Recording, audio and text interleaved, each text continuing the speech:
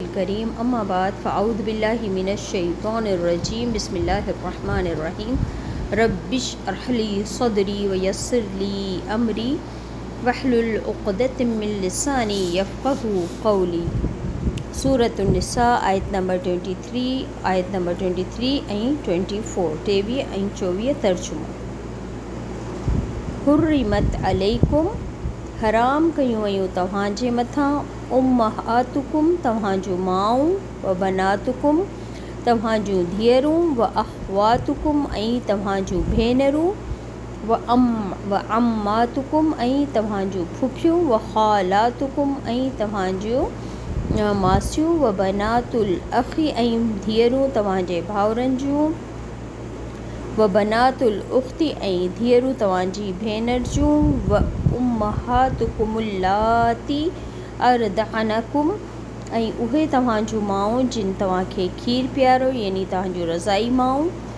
व अख़वातुकुम ऐं तव्हांजूं उहे भेनरूं मिन रज़ाअ जेके रज़ाअत जे रिश्ते सां साबित आहिनि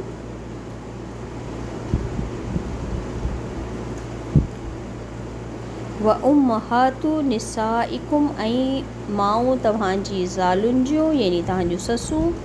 व रबाइबुकुमुल्लाती फ़ी हुजूरिकुम ऐं उहे तव्हांजूं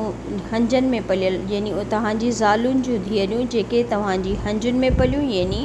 उन्हनि जी पहिरीं का शादी थियल हुई उन्हनि मां जेके उन्हनि जी औलाद हुई उहे धीअरूं जेके तव्हांजी हंजुनि में खेॾियूं उहे तव्हां लाइ हराम आहिनि। बिन निसाइकुमुल्लाती उन्हनि औरतुनि मां दख़लतुम जिन सां तव्हांजो ज़ाल मुड़ुस वारो तालुक़ क़ाइमु थी चुको बि हिन उन्हनि सां फ़इल्लम पोइ अगरि तकूनू हुजो थियो हो दख़लतुम बि हिन तालुक़ तव्हांजो उन्हनि औरतुनि सां यानी फ़इल्लम पोइ अगरि लम न तकूनू हो दख़लतुम तालुक़ बि हिन उन्हनि औरतुनि सां तव्हांजो फ़ला जुनाह अलैकुम पोइ न आहे को गुनाह तव्हां ते। व हलाइलु अबनाअकुम ऐं ज़ालूं तव्हांजे पुटनि जूं अल्लज़ीन मिन असलाबिकुम उहे जेके तव्हांजी पुश्तुनि मां आहिनि यानी तव्हांजा सॻा पुट व तजमऊ ऐं इहो त तव्हां जमा कयो बैनल उख़्तैनी ॿिनि भेणनि खे यानी हिकु वक़्तु ॿिनि भेणुनि सां निकाह करणु हराम आहे इल्ला पर जेको मां क़द सलफ़ मगर जेको गुज़री चुको इन अल्लाह बेशक अल्लाह कान आहे ग़फ़ूर रहीमा निहायत बख़्शण वारो तमामु रहम करण वारो। माज़ी में जेको थी वियो सो थी वियो इल्मु अचण खां पोइ सख़्तु गुनाह आहे।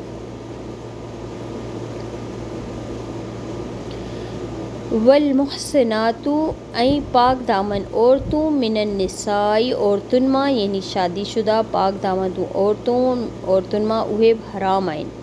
इल्ला मां मलकत ऐमानुकुम पर सिवाय उहे जिन जा मालिक थिया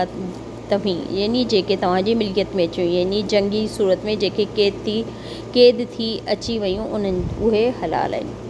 किताब अल्लाहि अलैकुम लिखी छॾियो अलाह ताला इहो तव्हांजे मथां यानी फ़र्ज़ु कयो अलाह तव्हांजे मथां इहे अहकामात हलाल ऐं हराम वारा व उहिल्ल लकुम मा वराअ ज़ालिकुम ऐं हलाल आहे तव्हांजे लाइ जेको कुझु सिवाइ आहे इन खां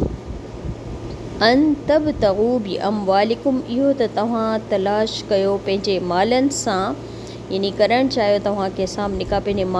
माल ख़र्च करे मुहसिनीन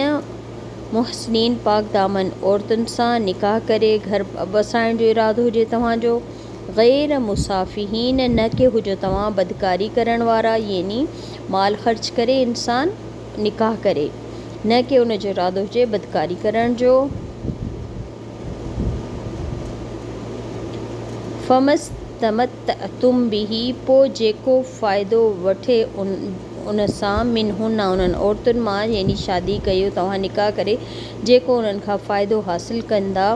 फ़आतू हुन पोइ ॾियो उन्हनि खे उजूर हुन हक़ उन्हनि जो यानी मेहर उन्हनि जो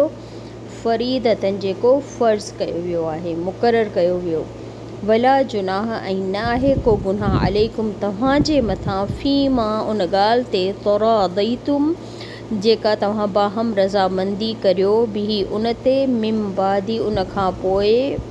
फ़रीज़ा फ़र्ज़ करण खां पोइ अगर बाहम रज़ामंदी सां घटि वधि कनि ज़ाल मुड़ुस पाण में